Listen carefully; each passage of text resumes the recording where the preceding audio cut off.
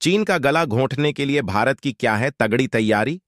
चौको point में चूहे की गर्दन की तरह फंसेगा ड्रैगन। दक्षिण चीन सागर और हिंद महासागर क्षेत्र आईओआर को जोड़ने वाले मलक्का स्ट्रेट, जिसे चीन के लिए चौक पॉइंट माना जाता है, उसके एंट्री पॉइंट पर स्थित अंडमान और निकोबार द्वीप समूह के लिए भारत ने शानदार प्लान बनाया है। 9 अरब डॉलर की लागत से प्रोजेक्ट्स लॉन्च किए हैं, जिसका मकसद इस क्षेत्र को शिपिंग केंद्र और पर्यटन स्थल बनाना है। उसके लिए आगे बढ़ने से पहले इस वीडियो को एक लाइक करके चैनल को सब्सक्राइब जरूर कर लीजिए, क्योंकि यह आपके लिए 1 सेकंड का काम है, लेकिन इससे हमारी काफी बड़ी मदद होती है। अंडमान और निकोबार द्वीप समूह भारत की रणनीति का एक अनिवार्य हिस्सा बनकर उभर रही है, ताकि इंडो पैसिफिक में चीन के बढ़ते प्रभुत्व को संतुलित किया जा सके। पिछले 1 दशक में हिंद महासागर में चीनी नौसेना के सतही जहाज और पनडुब्बियां अपनी मौजूदगी दर्ज करा रही हैं, जो भारत के लिए खतरा बनता जा रहा है। 1962 में जब भारत और चीन ने अपना पहला खूनी युद्ध लड़ा था, तो उस वक्त हिंद महासागर में चीन की एक पनडुब्बी देखी गई थी, जिसके बाद भारत सरकार ने द्वीपों पर 150 नाविकों की एक टुकड़ी को मंजूरी दी थी। मलक्का स्ट्रेट, जो हिंद महासागर में दाखिल होने का दरवाजा है, भारत ने वहीं पर चीन की गर्दन दबोचने की योजना बनाई है।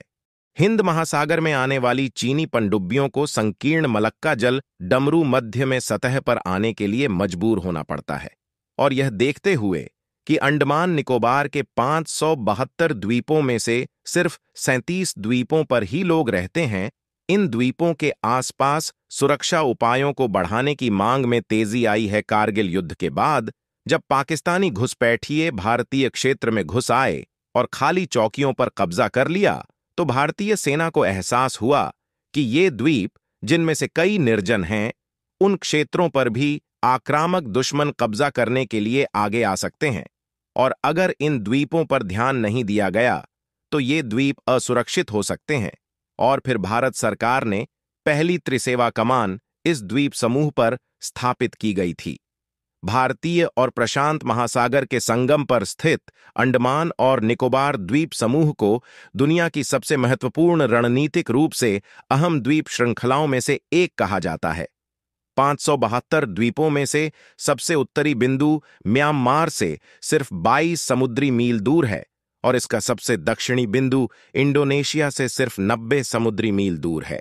ये द्वीप बंगाल की खाड़ी 6 डिग्री और 10 डिग्री चैनलों को नियंत्रित करते हैं, जिनका उपयोग 60,000 से ज्यादा वाणिज्यिक जहाज वैश्विक कारोबार के लिए करते हैं। कैंपबेल बे के लिए जो प्लान भारत सरकार ने तैयार किया है, वो ट्रांसशिपमेंट हब मलक्का जल डमरू मध्य और यूरोप, अफ्रीका और एशिया को जोड़ने वाले पूर्व पश्चिम शिपिंग मार्ग के करीब होगा। भारत की मुख्य भूमि से 1200 किलोमीटर से कुछ ज्यादा दूरी पर स्थित इस द्वीप श्रृंखला का सबसे बड़ा फायदा यह है कि यह मलक्का जल डमरू मध्य जैसे महत्वपूर्ण चौक पॉइंट को कंट्रोल करता है, जो दुनिया के सबसे व्यस्त शिपिंग लेन में से एक है। इसलिए भारत द्वीप समूह में अपनी स्थिति को मजबूत करने और एक स्थिर इंडो पैसिफिक बनाए रखने की तलाश कर रहा है। अंडमान निकोबार के लिए भारत का प्रोजेक्ट क्या है, इसका एक प्लान भारत के जहाजरानी और जलमार्ग मंत्रालय ने अपने ट्विटर हैंडल पर शेयर किया है। मार्च 2021 में नीति आयोग ने अंडमान और निकोबार द्वीप समूह में ग्रेट निकोबार द्वीप का समग्र विकास नामक 72,000 करोड़ रुपए की योजना का अनावरण किया था। इसमें एक इंटरनेशनल ट्रांसशिपमेंट टर्मिनल, एक इंटरनेशनल एयरपोर्ट, एक बिजली संयंत्र और एक टाउनशिप का निर्माण शामिल है। इस परियोजना को अंडमान और निकोबार द्वीप समूह एकीकृत विकास निगम ANIID को, जो एक सरकारी उपक्रम है, वो अंजाम देगा। हालांकि परियोजना की मंजूरी ने पर्यावरणविदों के बीच चिंता पैदा कर दी है कि परियोजना क्षेत्र के नाजुक पारिस्थितिकी तंत्र पर प्रतिकूल प्रभाव डालेगी। यहाँ के वर्षावन और समुद्र तट कई लुप्तप्राय और स्थानिक प्रजातियों के घर हैं, जिनमें विशाल चमड़े का कछुआ, Nicobar megapode, great Nicobar crack, Nicobar केकड़ा खाने वाला मैकाक और निकोबार ट्रीशू शामिल हैं। इसका क्षेत्रफल 910 वर्ग किलोमीटर है और इसके तट पर मैंग्रोव और पांडन वन है। यह दो जनजातियों का घर है, शोम्पेन और निकोबारी। ये द्वीप के एकमात्र निवासी थे, जब तक कि सरकार ने 1959 से 1980 तक द्वीपों पर 330 पूर्व सैनिक परिवारों को बसाकर 7 राजस्व गांव स्थापित नहीं किए। वर्तमान में ग्रेट निकोबार द्वीप, लिटिल निकोबार और अन्य छोटे द्वीपों सहित दक्षिणी निकोबार की आबादी 8,000 से कुछ ज्यादा है। इस मेगा परियोजना से 30 वर्षों में लगभग 400,000 लोग और द्वीप पर आएंगे।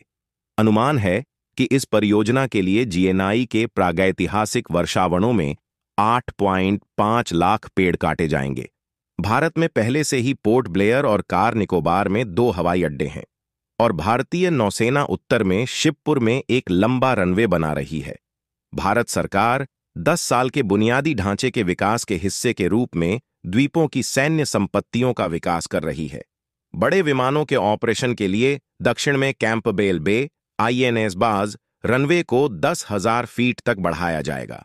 कामोर्ता में एक और 10,000 फीट का रनवे बनाने की भी योजना है। भारत इन द्वीपों पर अपने सुखोई Su-30 MKI और जगुआर मैरीटाइम फाइटर जेट तैनात कर रहा है। भारतीय नौसेना के पोसिडॉन सबमरीन हंटर्स P-8I भी यहीं से ऑपरेट होते हैं।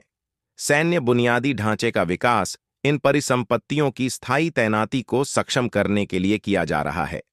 पूर्व भारतीय नौसेना प्रमुख एडमिरल DK जोशी को 2017 में द्वीपों के लेफ्टिनेंट गवर्नर के रूप में नियुक्त किया गया था, ताकि द्वीपों के विकास की सुरक्षा, आर्थिक और वाणिज्यिक क्षमता और सीमाओं को बढ़ावा दिया जा सके।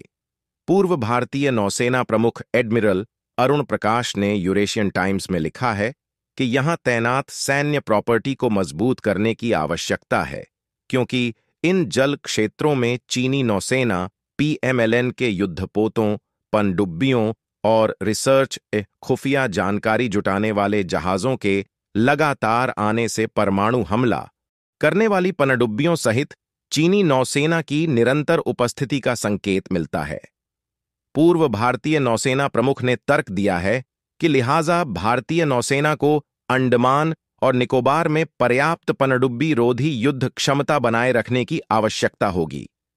उन्होंने आगे कहा, दुश्मनों की घुसपैठ की संभावना को कम करने के लिए ANC अंडमान और निकोबार कमांड को रडार, विमान, सैटेलाइट और मानव रहित वाहनों सहित नेटवर्क परिसंपत्तियों के माध्यम से 3 आयामी समुद्री डोमेन जागरूकता बनाए रखने की आवश्यकता होगी।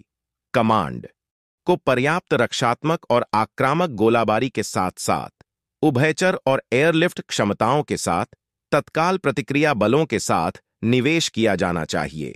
अंडमान और निकोबार कमान समय समय पर संयुक्त समुद्री अभ्यास जैसे कि सिम्बेक्स, सिंगापुर भारत समुद्री द्विपक्षीय अभ्यास आयोजित करती है। भारतीय सेनाएं इस क्षेत्र में सबसे बड़ा नौसैनिक अभ्यास मिलन भी आयोजित करती हैं। हाल ही में भारत ने 7 दूर दराज के द्वीप श्रृंखलाओं को हाई स्पीड इंटरनेट कनेक्शन प्रदान करने के लिए चेन्नई अंडमान और निकोबार अंडरसी इंटरनेट केबल का उद्घाटन किया है। साझेदार देशों के नौसैनिक जहाज अक्सर दक्षिण चीन सागर में प्रवेश करने या बाहर निकलने से पहले अंडमान और निकोबार द्वीप समूह में रुकते हैं। जापान, जिसने द्वितीय विश्व युद्ध तक इन द्वीपों पर नियंत्रण रखा था, इन द्वीपों के सामरिक महत्व को समझता है। 2022 में जापान अंतर्राष्ट्रीय सहयोग एजेंसी JICA ने भारत के अंडमान और निकोबार द्वीप समूह में बिजली आपूर्ति परियोजना के लिए जापानी येन लगभग 133 मिलियन अमेरिकी डॉलर तक की सहायता प्रदान करने का निर्णय लिया। फरवरी 2024 तक पूरा होने के बाद यह परियोजना द्वीपों को स्वच्छ नवीकरणीय ऊर्जा प्रदान करेगी। लिहाजा भारत ने चीन के गर्दन को उसी तरह से फांसने की योजना बनाई है जैसे चूहे को मारने वाली मशीन उनके गर्दन को एक ही झटके में तोड़ देती है।